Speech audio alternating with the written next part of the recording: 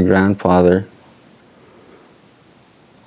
had to allow his kids to be taken from his home,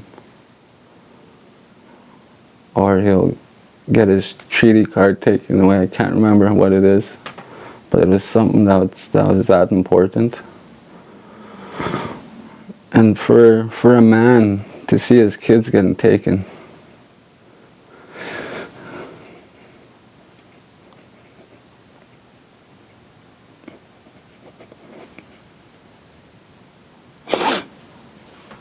just makes me like scared.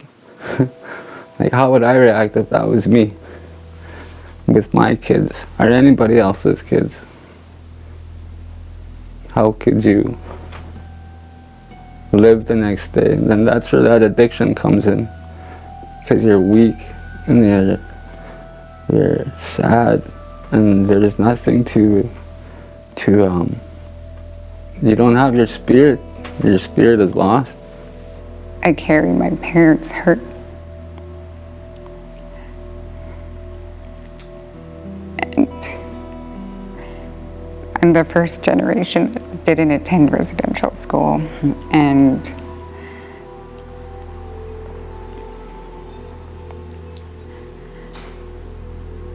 I think what is hard is that I still hear their stories, and to know their pain and suffering is the saddest thing. I think virtually all the social ills in Indigenous communities today are the result of the disorientation that occurred for Indigenous populations because of that residential school era. And it's primarily an emotional and spiritual dislocation.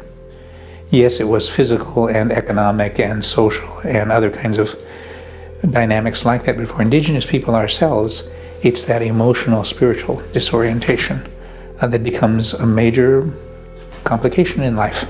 And for me, I've always said it's about the loss of spirituality, the loss of knowing who they are as Indigenous people, Indigenous youth.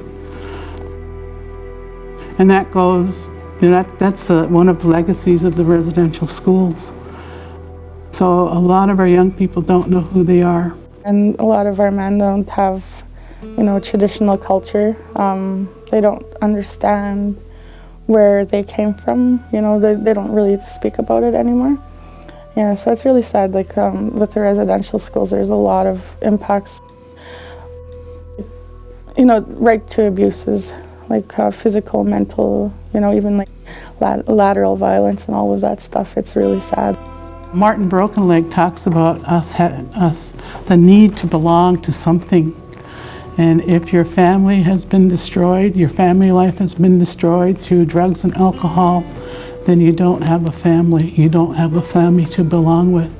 So therefore they may go where they can find a family, such as gangs or other negative influences like that. Read Rupert Ross's Indigenous Healing. Essentially what he says is that the first generation of Indigenous children going into schools were so overwhelmed, they simply shut themselves off emotionally. And of course, as a therapist, I've seen that happen for lots of people, but certainly with Indigenous populations, and it's the right thing to do. If you're a vulnerable kid or a vulnerable adult and life is simply overwhelming, it's probably best just to shut down, hunker down and hold on, because that's what that generation did, but there's a cost. And the cost is you never become skilled in managing your own emotional world. And then you can't teach those skills to your children and to your grandchildren. And when people can't manage themselves emotionally, they drown those emotions with alcohol, numb them with drugs or busyness or sex, or they turn those unmanaged emotions inward and they become depression and suicide, or they turn them outward and they become vandalism and violence. All those issues that we see, the pathologies that we see in Indigenous populations, I think Ross is right. It's one of the legacies. It's the psycho-emotional and spiritual displacement that is the equivalent of the land displacement that the Doctrine of Discovery is trying to generate in the first place. Aboriginal communities are profoundly affected by the issues of institutional racism in the penal system. 5% of the Canadian population is Indigenous, 25% of the men and 35% of the women in penal institutions are Indigenous. In parts of the country it's higher. In Manitoba, 65% of the men in Stony Mountain are Indigenous, and I believe it's now about 90% of the women in Headingley, which is the women's prison in Manitoba. Those are shockingly disproportionate levels of incarceration. Today we have new kinds of stressors. We have the missing and murdered Indigenous women. In the last 70 years we've had child welfare, and those are kind of adding to that already toxic stew that's been generated over the course of time. So intergenerational effect, or legacy effect, is something that I also call it, is about people not having the opportunity to sit down and have a discussion about what's going on in their community, within themselves, within their families, and actually being able to process that to the extent that they can say, I can take a big breath here. I know there's not something terribly wrong with me. I'm actually suffering from something that has been handed down through generations because we have not had the opportunity to resolve.